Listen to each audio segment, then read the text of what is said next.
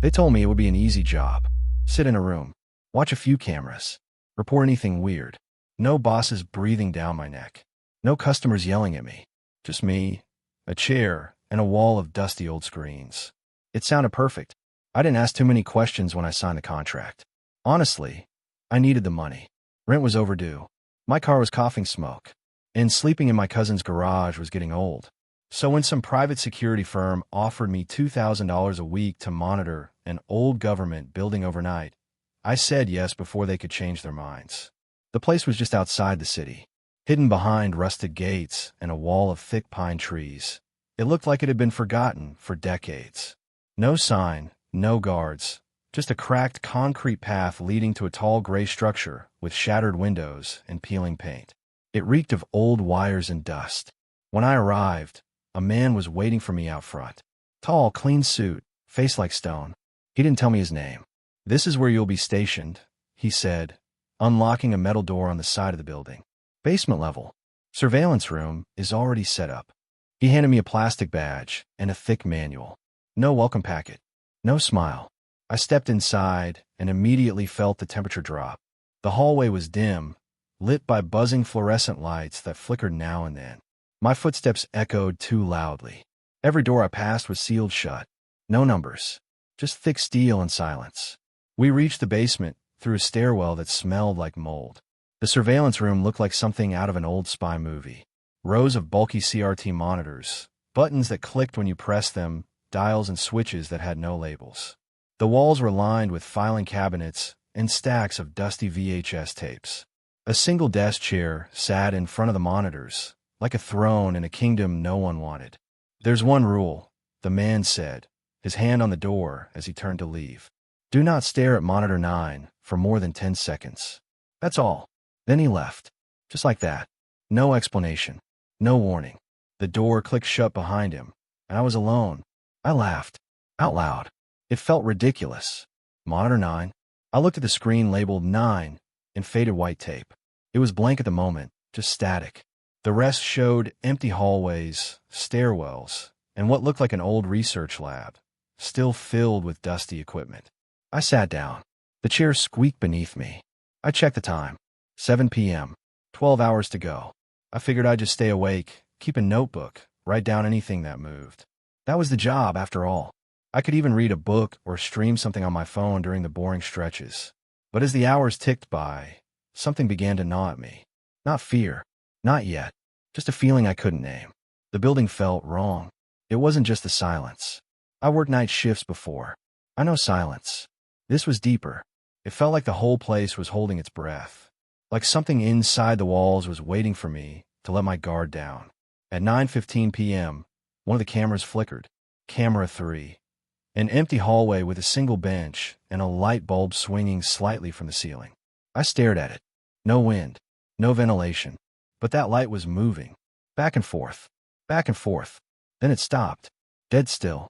I flipped to the next monitor, pretending it didn't happen. I reminded myself it was just old wiring. Maybe the building settled weird. Maybe the power was faulty. But that's when I noticed monitor 9. It was no longer just static. Now it showed a dark corridor I hadn't seen before.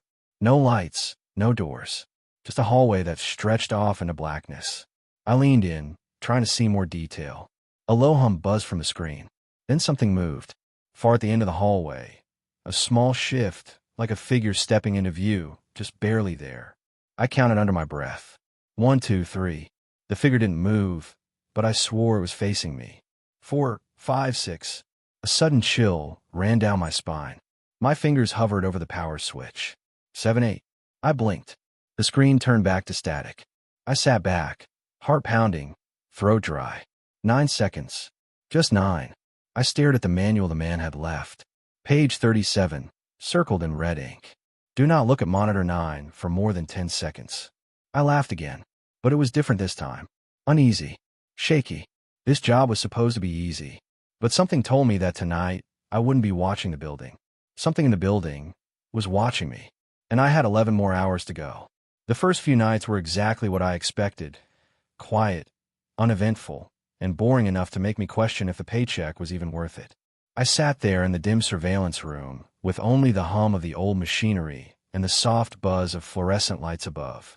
12 black and white monitors lined the desk in front of me, each labeled with a number. Most of the building was just empty hallways, dusty labs, and forgotten rooms. Nothing moved. Nothing changed, except for the static. It started small, just a flicker on monitor 4. A light glitching in a hallway. I figured it was old wiring or some leftover energy pulsing through the circuits. This place hadn't seen life in decades, according to the papers they gave me. But then monitor 6 went dark for 3 seconds. Then it came back on, and the chair in the room had moved. It was slight, just a shift to the left, but I noticed. I always notice small details. That's why they hired me. I rewound the footage. The chair didn't move. No sign of anything. No person, no vibration, nothing that could have caused it. But when I played the feed again, it was definitely in a different spot than before. That's when I started paying closer attention. The next night, something else happened. Around 2:14 a.m., monitor 8 picked up what looked like a person walking down the western corridor. I blinked. The hallway was supposed to be sealed off. No access. No one but me even had clearance in the building. I leaned forward, squinting. The figure was distant, just a shadow at the edge of the screen, barely lit by a flickering overhead light. It didn't walk like a normal person. It sort of drifted. I checked the hallway camera in real time. It was empty. Rewound the footage again. Nothing. Played it back. Nothing. My chest tightened.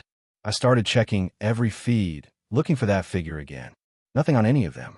Just silence and stillness. Until I heard the whisper. It was faint, like the sound of someone breathing into a microphone from far away. A crackle. Then a murmur. I froze. Brad. It was drawn out and slow. Almost playful. I whipped around. Nothing. The room was empty. Just me, the monitors, and the heavy air pressing down on my shoulders. I told myself I was just tired. I hadn't slept properly in a few days. That's what happens when you switch to a graveyard schedule. Your mind plays tricks on you. But the whisper came again the next night. Louder. This time, it wasn't just a whisper. It was a laugh. A short, sharp giggle. A woman's voice. I scanned the monitors again, one by one. Then something strange happened on monitor 9. It flickered violently, the static rolling like waves. Then, for a split second, I saw a face. Pale, wide-eyed, and staring straight at me. The mouth moved.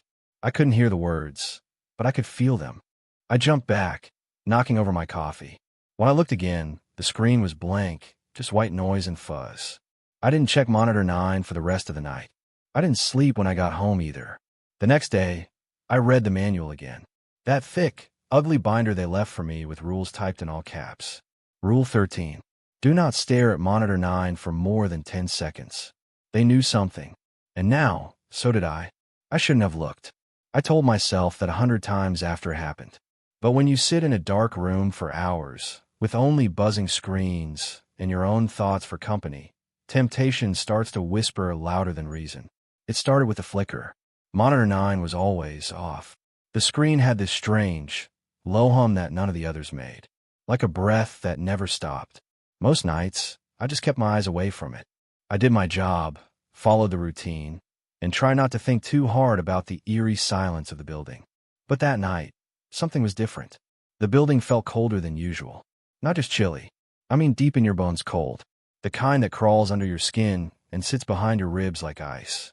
I was sipping lukewarm coffee when I noticed monitor 9 blinking. Not flickering, blinking, like it was trying to get my attention. The rest of the screens showed the usual, dusty halls, sealed lab doors, the occasional rat darting across tile. But monitor 9? Static rolled across it in slow waves, and behind that snow, something moved. Just a shadow at first. I leaned closer. My fingers hovered above the dial. The rulebook flashed in my mind. Do not look at monitor 9 for more than 10 seconds. I shook it off. Rules are written for people with something to lose. So I stared, and time stopped. At first, I couldn't tell what I was seeing. The screen cleared just a bit, enough for the outline of a room I hadn't seen before to come into view.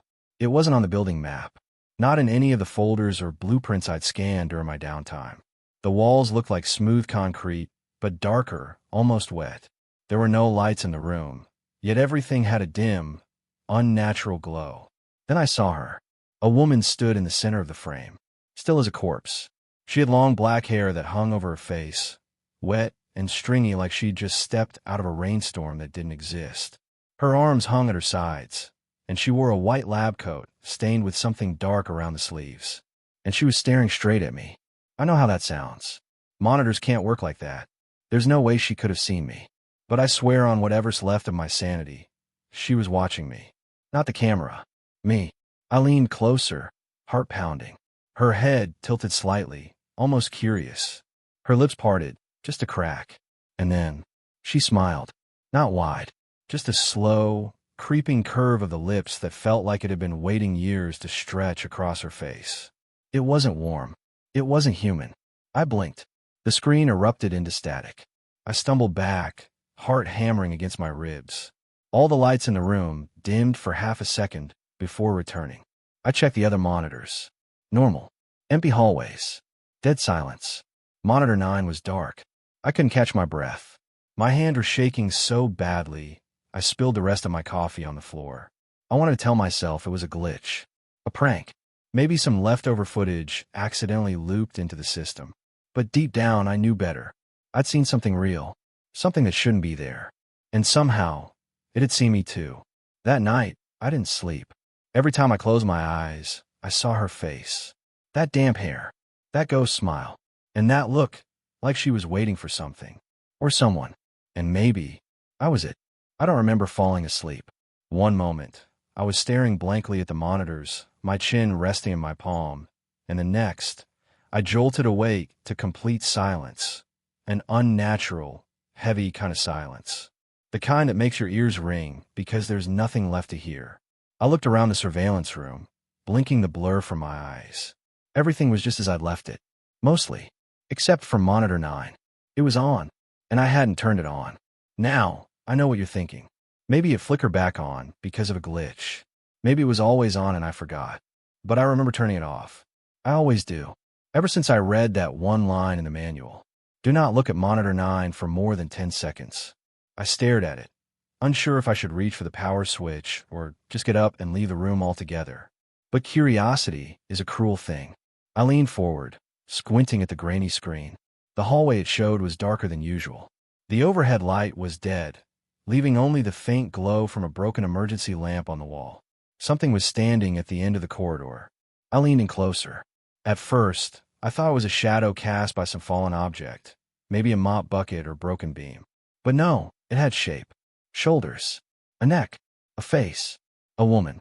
She stood perfectly still, head slightly tilted, not moving, not blinking, just watching. I tore my eyes away, heart pounding in my chest.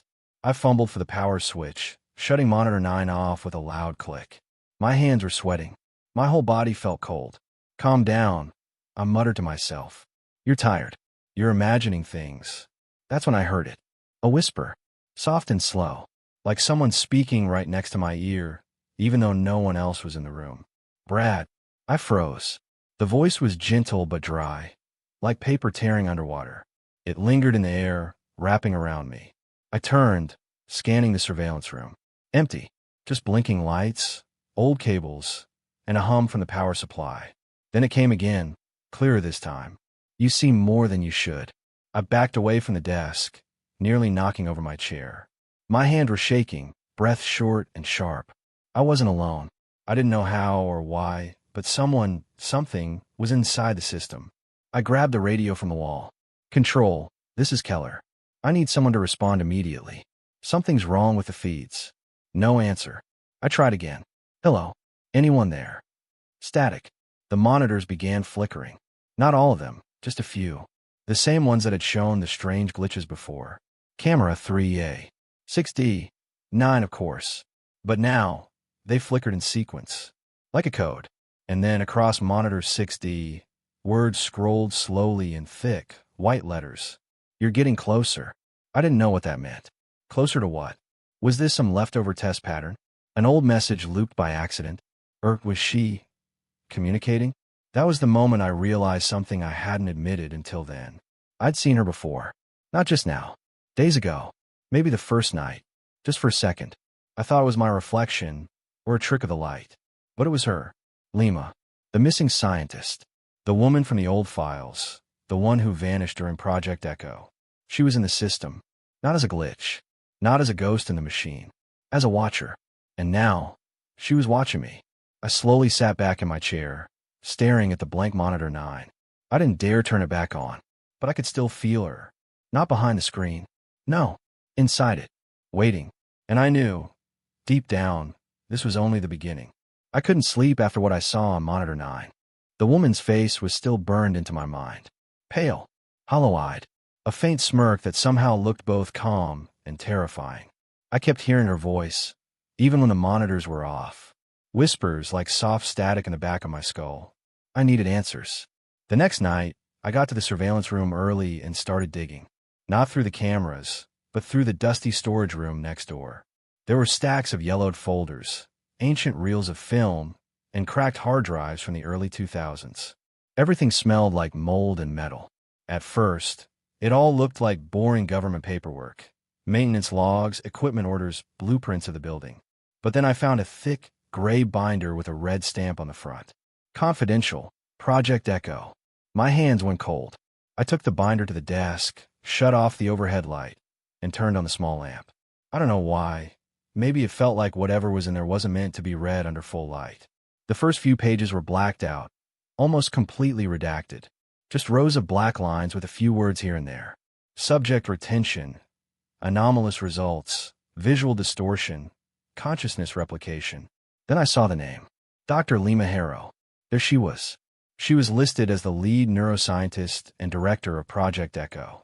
The binder had her photo, too, taken in the 1980s. Same face I'd seen on the monitor. Same sharp jawline. Same cold eyes. Only difference was, in the photo, she looked alive. Human. I kept reading.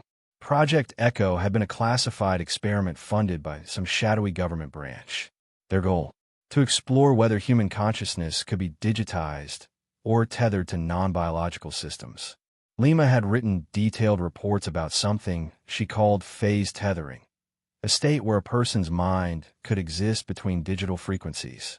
She believed the human mind could reside within surveillance architecture. It sounded insane, but the more I read, the more it matched what was happening around me. She wrote about memory bleed, how the subject might begin appearing in the footage across unrelated time periods. And the phrase that sent a chill down my back. The observer becomes the observed. The feed is a mirror. According to the final entry, something went wrong. Lima initiated a self-test. No other staff were present. She was recorded entering room 3C and administering the final tether protocol to herself. After that, the logs just stopped. No date, no conclusion, no death certificate. There was only a handwritten note scribbled on the back of the last page. I see everything now. Every watcher, every breath. I'm not trapped. I'm multiplied. I stared at the note for a long time. My skin crawled with invisible insects. Back in the main room, I sat before the monitors again. I could feel her watching. I didn't know how, but she was inside the system. Inside the wires, the cameras, the static. She wasn't haunting the building. She was the building. And now she knew I knew. The air in the room felt heavier than before. The old security radios crackled softly, and for a second, I thought I heard her voice again. Just one word, low and drawn out like it came from underwater. Brad. I didn't answer. I just stared at the binder, knowing I'd opened something that should have stayed buried. And somewhere on monitor 9, she was smiling. I hadn't slept right in days. Every time I closed my eyes, I saw her face, pale, unmoving, half lit by static. Lima. That name was etched into every file I dug up, every whisper I heard in the darkness of that rotten surveillance room. I tried convincing myself it was stress, hallucinations, my brain playing tricks on me from the lack of sleep, from staring too long into glowing screens. But deep down, I knew better. Something in this place had latched onto me, and it wanted me to look. It started slow. A flicker in the corner of monitor 9, a blur moving just beyond the edge of the frame. I'd only glance at it, never more than a second or two, remembering the rule in that battered manual. Do not look at monitor 9 for more than 10 seconds. I thought I could beat it. Thought if I timed it right, looked away just in time, I'd stay safe. But whatever Lima was, she was patient. That night, the cameras were louder. I don't know how to explain that. They don't make sound, but the presence was louder. The room felt full, heavy. The air buzzed. I sat at the desk, eyes darting between the feeds. Nothing moved. No people. No animals. Just the usual. Peeling walls, rusted rails, rooms forgotten by time. And then, she spoke. I wasn't even looking at monitor 9 when I heard it. Just 3 words, cold and soft, echoing like a whisper carried through a long metal pipe. "Hello again, Brad." I froze. The radios were off. I checked. No signals, no open channels. I slowly turned toward monitor 9. She was there. Not just a blur this time. She was clear, as if someone had cleaned the lens just for her. A woman in a long, torn lab coat, standing in the middle of one of the sub-level corridors. Her face was half in shadow, but her eyes, they were bright. Not glowing, not supernatural, just awake. Too awake. "Do you see it now?" she said. Her voice wasn't coming from any speaker. It was coming from inside my head. I counted in my head. 1, 2, 3. I needed to look away. I knew I did, but I didn't. Something in her gaze pulled me in like a hook under my skin. She didn't blink, didn't move. But behind her, things shifted. The walls in the feed bent ever so slightly. The hallway behind her stretched like rubber, then snapped back in place. "Every eye that watches gives me strength," Lima whispered. "And you've watched the longest." My hand moved to the console, shaking, reaching for the power button. "You can turn it off," she said, "but I'll still be here. In your thoughts. In your sleep." 4, 5, 6. I could feel sweat dripping down my back. The air around me was freezing. I couldn't breathe right. "You want answers, don't you?" she continued. "Why this building? Why no one ever came back after taking this job?" 7, 8. I'm what's left of their minds. They stared too long. I became their last memory. 9. "Brad," she said, smiling now. "Don't look away." 10. I yanked the power cable out from the wall. The monitors died. The room plunged into blackness. I collapsed backward, hitting the cold floor hard. My chest heaved. My head throbbed. But the silence was worse. In the dead air of that basement, I heard her voice again, faint as ever. "You'll come back to me." I didn't sleep at all that night. I didn't leave either. I was too afraid she'd follow. And somewhere, deep inside, I knew something had changed. It wasn't just about watching anymore. Now, she was watching me, and I couldn't stop her. The hum of the fluorescent lights was the only sound in the room, a constant buzz that made my ears ring with every passing second. I couldn't shake the feeling that something was wrong, that something had been off ever since I first started this job. But now, it was more than just a feeling. It was a certainty. The monitors flickered in front of me, each one showing a different angle of the building. A hallway, a stairwell, a deserted office. Everything was quiet, but the quiet wasn't comforting anymore. It was suffocating. I had been staring at the screens for hours, trying to ignore the way the images started to bleed together. Every now and then, I saw shadows move where they shouldn't be. People walking by, faces I didn't recognize. They were never there before. I focused on one of the feeds, a dimly lit corridor that stretched out into the dark. I had seen this hallway hundreds of times. Nothing ever happened here. But tonight, something was different. I squinted at the screen. The shadows in the hallway were longer than usual, stretching unnaturally toward the walls. They looked like fingers. I felt a cold shiver run down my spine. Then I saw it. A figure. At first, I thought it was just a trick of the light, some glitch in the feed. But as I stared harder, the figure became clearer. It was me. I froze. My heart stopped. There on the screen was a man walking down the hallway. But I was sitting right here, in front of the monitors, alone. How was this possible? How was this happening? I leaned forward, my breath coming faster, my pulse pounding in my ears. I hit rewind, forcing the tape back. But when I pressed play again, it was gone. The feed was normal, the hallway empty. I shook my head, muttering to myself, "It's nothing. Just a glitch. A trick." But my hands trembled as I reached for the next monitor. Each camera feed was showing something different now. A light turning on in a room I knew had no power. A door that opened without a hand on the handle. Then, the whispers started. Faint at first, like the softest murmur of wind. But it wasn't the wind. It was a voice. "Brad," it whispered. I flinched, my blood running cold.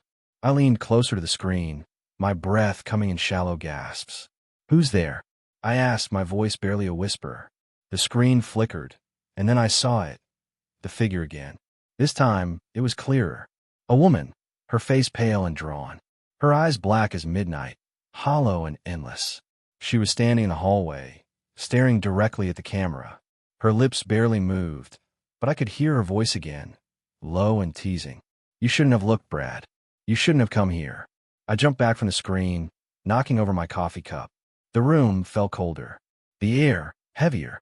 The fluorescent lights flickered and buzzed, casting long, eerie shadows across the walls. I couldn't breathe. The words kept echoing in my head. "You shouldn't have come here." I tried to turn off the monitors, but the power wouldn't cut. I slammed my hand against the console, but it was as if the system had a life of its own, keeping me locked in its grip. And then, something happened that I couldn't explain. The hallway on the screen shifted. It didn't just glitch, it changed. The walls expanded, the floor stretched, and the doors multiplied. I couldn't make sense of it. It was like the building was alive, rearranging itself to trap me in its maze. I looked back at the monitor. The woman, she was closer now. She wasn't on the screen anymore. She was in the room. I could feel her presence. It was as if she was right behind me, her breath on the back of my neck, her shadow lingering over my shoulder. I turned around, but there was nothing there. Nothing but the silence. I had seen her face. I had heard her voice. And yet, I couldn't escape it. She was here, inside the monitors, inside my mind. I ran my hands through my hair, trying to think, trying to make sense of everything. But the whispers didn't stop. The shadows and the cameras kept moving. I couldn't trust my own eyes anymore. Everything was twisting, warping, changing. I couldn't stop staring at the screens. It was like something was pulling me in. The longer I looked, the more I became a part of the building. I could feel my body going numb, my thoughts slipping away, like I was being consumed by the very thing I was watching. Then I saw it again. In the corner of the hallway feed, a figure standing in the doorway, waiting, watching me. It wasn't just a shadow this time. It was a presence. It felt alive, like it was breathing in sync with me. I leaned closer, and for the first time, I realized a horrible truth. The figure wasn't just a part of the camera feed. It was a part of me now. It had always been there, waiting for me to look, waiting for me to fall into the system. I pulled away from the monitor, my heart racing. No, no, no, no. But the woman's voice echoed in my ears once more, this time louder, more forceful. "Look at me, Brad." I couldn't resist.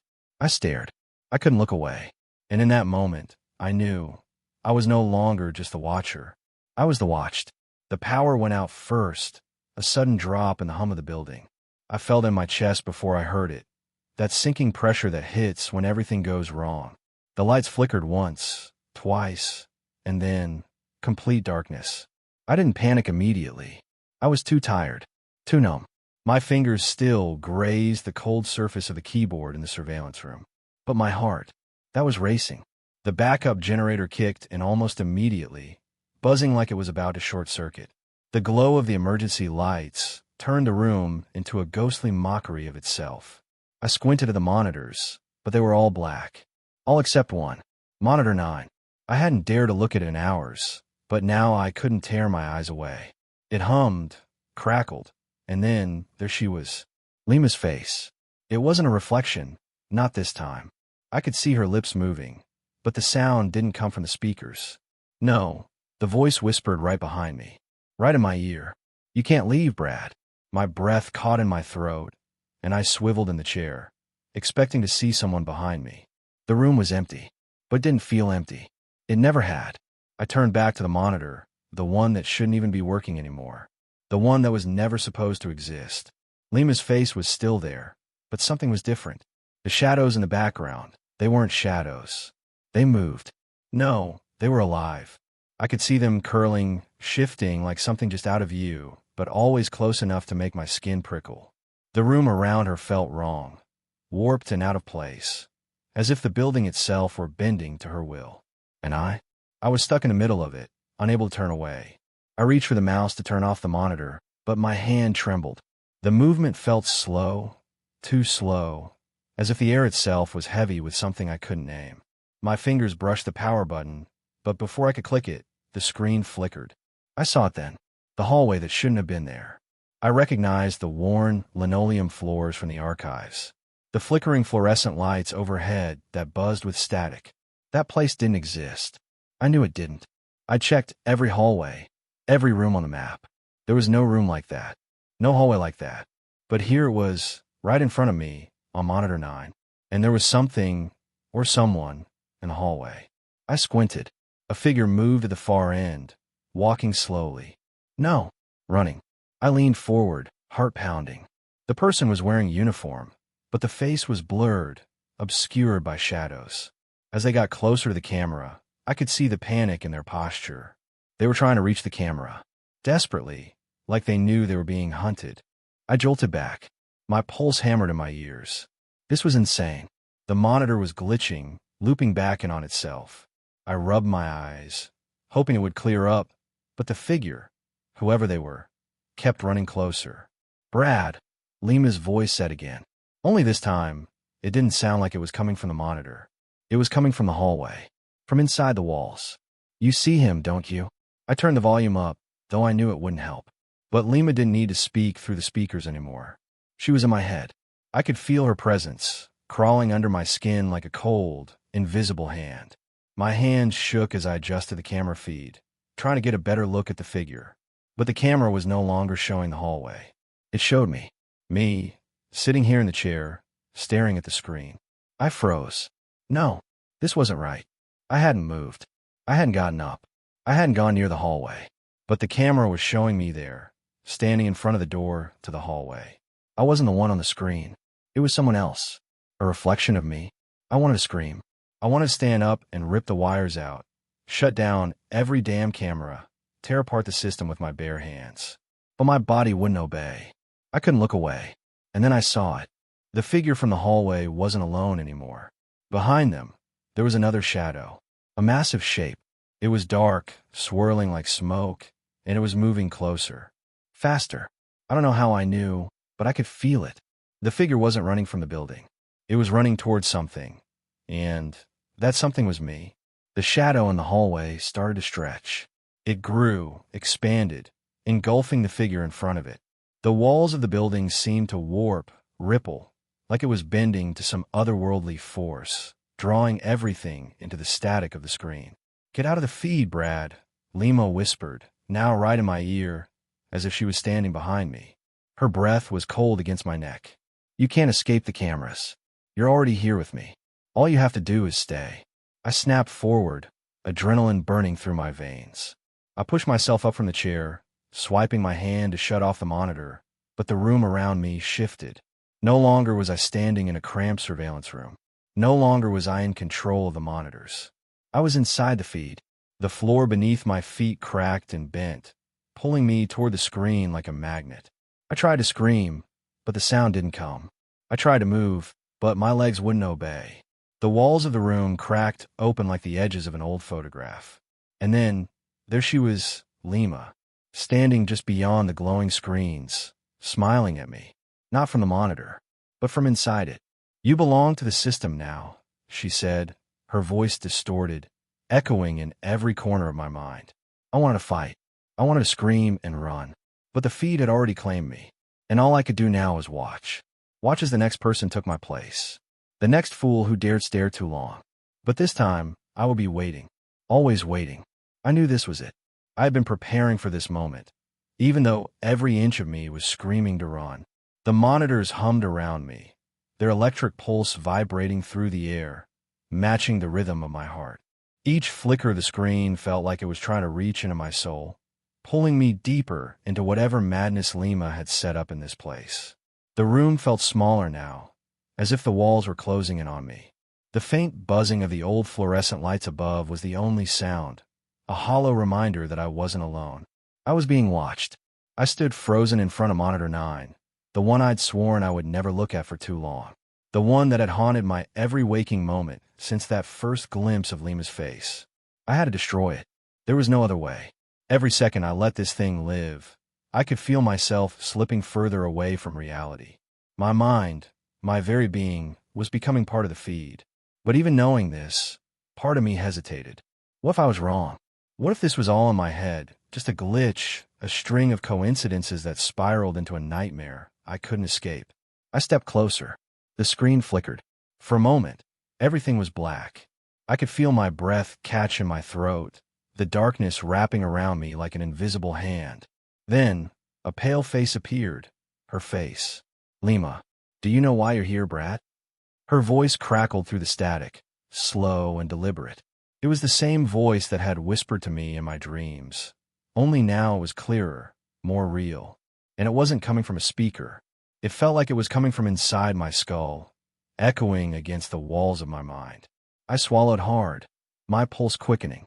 What do you want from me? The corner of her mouth curled into a smile that made my skin crawl. You're already mine. All you had to do was look.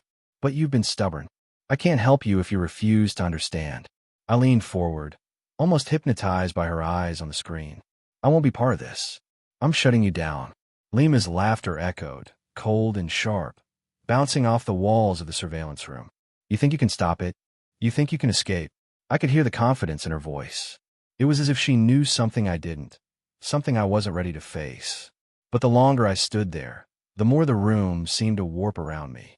The monitors started buzzing louder, the lights flickering wildly, and for a brief moment, the hallway outside the room appeared on the screen. I saw myself standing there, looking back at the room, but I hadn't moved.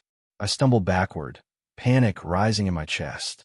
The door that led out of the room was gone, replaced by a dark, empty corridor. How? No. This wasn't real. This couldn't be happening. But it was. You're already here. Lima's voice murmured again, softer this time, almost a whisper. You're already a part of the system. You will never leave.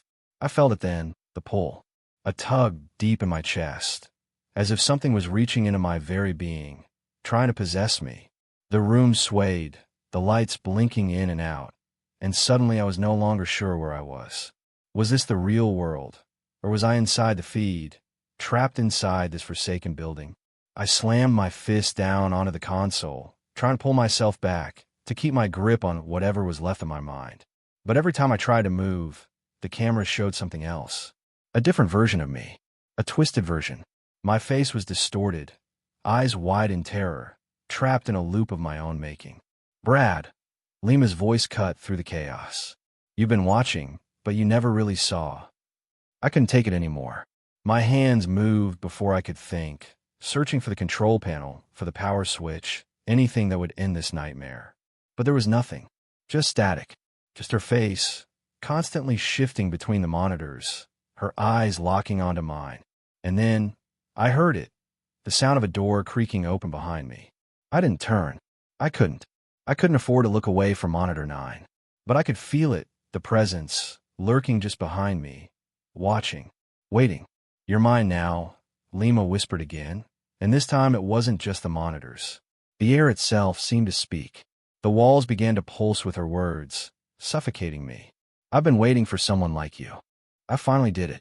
My hand reached for the power button, my fingers trembling. I pressed down hard, and for a split second, I thought it was over. The monitors went black.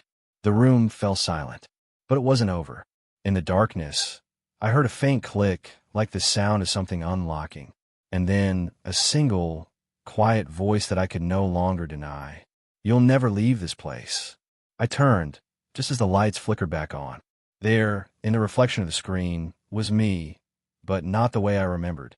A twisted, hollow version of myself, staring back. His smile was twisted. His eyes gleamed with an emptiness I'd never seen before. And I understood. I wasn't just watching anymore. I was inside. The air around me feels thick, suffocating, as if the building itself has begun to breathe. Every breath I take is shallow, every step heavier than the last. My heart beats fast, too fast, each thud pounding in my ears, drowning out the soft hum of the monitors. Lima's voice is everywhere now. It comes through the static, through the air itself, as if she's whispering from all around me. You can't run. You can't hide. You're mine now, Brad. I grip the cold metal of the desk in front of me, knuckles white, as I stare at the monitors flickering in front of me. The screens are chaotic now, images of twisted corridors, shifting shadows, rooms that shouldn't exist. The one thing I do know is that the camera in front of me isn't showing what's supposed to be in the room. I can't trust the system anymore. I can't trust myself. I was supposed to burn it all. I was supposed to stop Lima before it got this far. But now, in the heart of the building, in the deepest, darkest part of it, I'm not sure if it's too late. Monitor 9. That damn monitor. The voice cracks through the air again, smoother this time, almost sweet. You're wasting your time. You know I won't let you leave. You never should have come here. I hate how it sounds like she's right behind me, breathing my air, watching me from somewhere I can't see. I hate how, for a split second, I wonder if it's true. Maybe I won't leave. Maybe I can't. But I've come this far. I can't turn back now. The monitor flickers again, its static dancing wildly across the screen. I feel my pulse quicken, the pit in my stomach growing deeper. If I don't destroy the system now, it'll be too late. I'll be like the others. Another face on the screen, another ghost trapped in the wires. The building hums louder, almost like it's aware of my decision. The lights flicker overhead. A dull, buzzing from the ventilation fills the room with an uncomfortable hiss. I push it out of my mind, focusing on the one thing that matters, the power core. I know where it is. I've studied the building's blueprints, the forgotten notes from long ago. The core is in the basement, beneath the main surveillance room. All I need to do is get to it, hit the switch, and everything will shut down. Everything will stop. I just need to survive long enough to get there. I turn away from the monitors, but I can't resist one last glance at Monitor 9. The screen is black now, empty, but I know what's coming. I know she's waiting. Her smile is out there, somewhere, and it's just a matter of time before I see it. Lima's voice breaks in again, its ice-cold tone wrapping around me like a noose. It's pointless. You belong here, Brad. You'll never be free of me. Not as long as these monitors still watch you. I slam my fist onto the desk, the sound echoing through the dead halls. Shut up. I don't know if I'm yelling at her, or at myself. I can't tell anymore. Everything feels like a dream, a nightmare that's wrapped itself around my body and won't let go. I stand, my legs shaky beneath me, my breath ragged as I move toward the door. Each step feels heavier than the last, but I keep going. The hallway beyond the surveillance room is dark, but I don't care. I know the way. I know what I have to do. I can hear her now, louder than ever. Her voice cuts through the silence, piercing the air like a blade. Do you think you're in control? You're nothing but a watcher, Brad. Just like the others. You'll be here forever, trapped in the system. You're already mine.